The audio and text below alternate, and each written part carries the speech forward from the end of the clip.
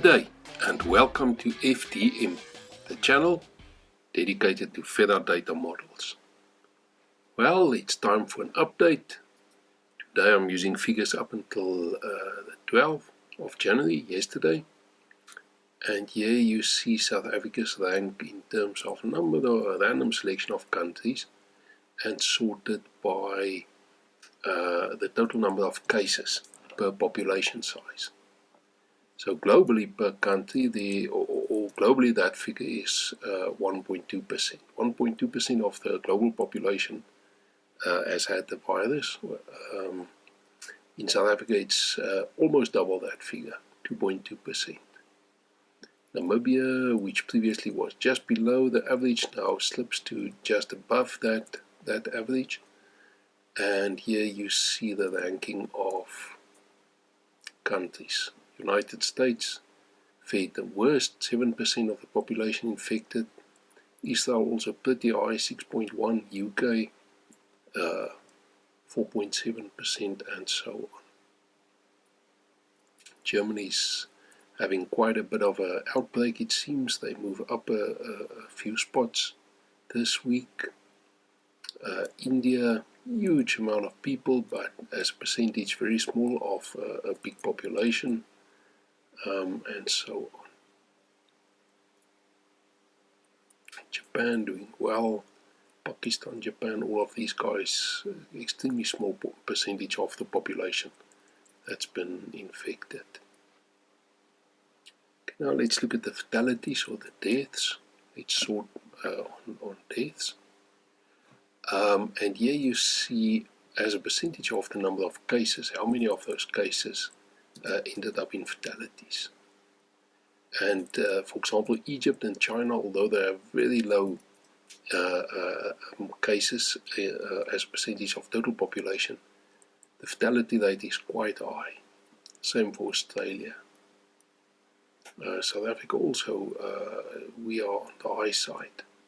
If you look at the graph, there's the global average. Above this worse, and below that better than the average globally.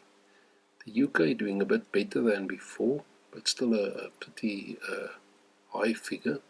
Brazil, Spain, Zimbabwe, Germany also suffering a bit this week because of the outbreak there, and so on. US, despite having a huge number of the population being infected, actually the fatality rate is not that bad. Actually doing well in that regard.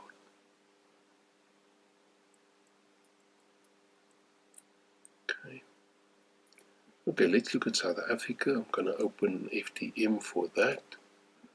I've already updated all the data. And let's look at the model.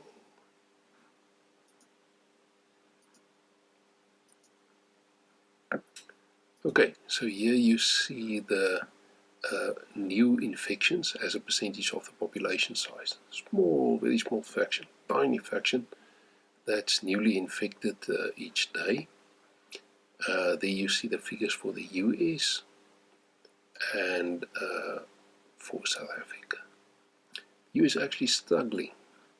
You can see the first wave, second wave, and you can see pretty similar second wave to South Africa, but whereas we got down back to the model, they never managed to get back to those low levels.